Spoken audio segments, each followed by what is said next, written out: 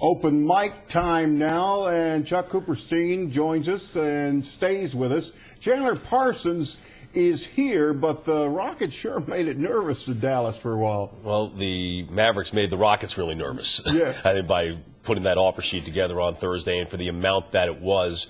Clearly the Rockets had a plan. They were going to try to get Chris Bosh. They were having a whole bunch of moving parts, move out Omer Asik and move out Jeremy Lin and try to get Chris Bosh signed, and then they would have matched on Chandler Parsons because they felt at that point that might have been a team that was good enough to win a championship. With Bosh deciding to go to Miami, it changed the paradigm, and they had to think about it a little bit more. And at that point, you're going into luxury tax territory. You're worried about the fact that you can't trade Parsons for a year. You can't trade him to Dallas. And it just didn't make any sense, and it made even less sense once they made the decision yesterday to sign Trevor Ariza and really sign him for like next to no money, and certainly for a lot less money than what a lot of people thought that Ariza was going to get on the open market. You know, what's interesting to me is, once again, there's a rivalry and a gamesmanship between the two front offices, between Houston and Dallas. Talk a little bit more about that and why there's so much animosity there. Well, you've got two guys in Mark Cuban and Daryl Morey who like to believe they're the smartest guy in the room. Nicely put. They're very much out of the box thinkers. The Mavericks, made a decision last year to try to bring in the assistant general manager from the Rockets, Gerson Rosas.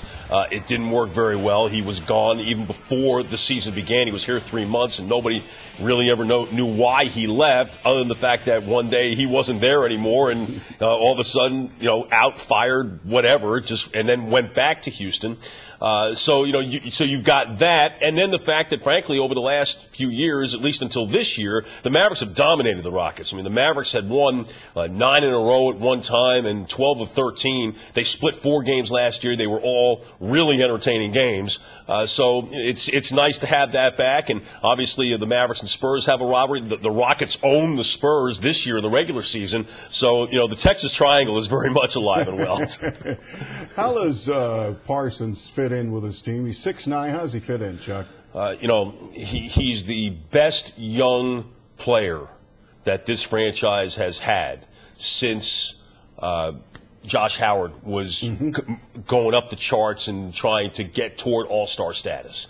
So, he's a guy that averaged 16 and a half points, 5 rebounds, 4 assists, shot 45% from the floor, about 37% from 3. The first 4 numbers, there are only 3 other players in the NBA who did that last year. LeBron, Kevin Durant, Kevin Love. I mean, if you're doing that, you're pretty good, and with the way the Mavericks play, the way the ball moves, the way he can shoot the 3, especially shoot the corner 3, which is just such an integral part of an offense in the NBA these days, that's an upgrade over Shawn Marion. Now, they're going to lose something on the defensive end of the floor, but it's not as if Parsons can't play defense. I don't know that Houston was really committed to playing defense. I think they were just hoping that Dwight Howard could erase every mistake that was being made out there. I don't think the Mavericks are going to try to think that way with Tyson Chandler. Now, Coop, I want to get to that defense in just a bit, but first, let's take a look at the projected lineup. Now that we do have Parsons, we see Dirk, I think that's safe to say. Parsons, Chandler, Monte Ellis, maybe a little controversy there at point guard with Devin Harris currently listed there. Do you agree with this projection, or do you think something might be changing? I think Raymond Felton, if he's here, is going to be the starter. And I think they're going to bring Devin off the bench. They love what Devin did with the second unit last year and the energy that he plays with. And, you also have to be a little careful with Harris because he has been injury prone in his career. You don't want to play him too many minutes. Starters, just by virtue of the first and third quarters, they're generally playing 6 or 7 consecutive minutes before that first time out. So I'd be frankly surprised if Devin was the starter. That Felton, at least for now, will be here. But, will Felton be here in October? I think, there's certainly speculation about that. I have no inside information about that, but Raymond Felton has a lot to prove too, because he has a player option on his contract for next year, and he had a horrific year last year with the Knicks. It could not have been a worse year for him, quite frankly. And he's got a lot to prove. In a lot of ways, like Monte Ellis had a lot to prove coming down here.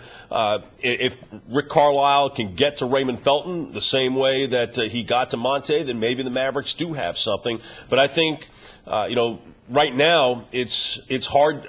I'm not willing to just go out there on the limb and say that Felton is going to be there when training camp begins in the end of September. Well, let's talk a little bit about Sean Marion, huh? Well, anybody heard from Sean Marion?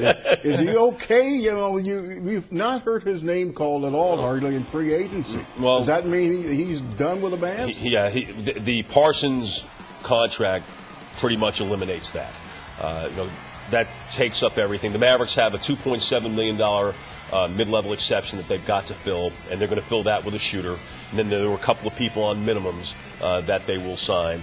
And that's not what Sean Marion, frankly, what he deserves. I mean, he deserves more than that, but just the money's not there, so he's probably going to wind up elsewhere. You alluded to this already, but losing Sean Marion, that's a big hit defensively.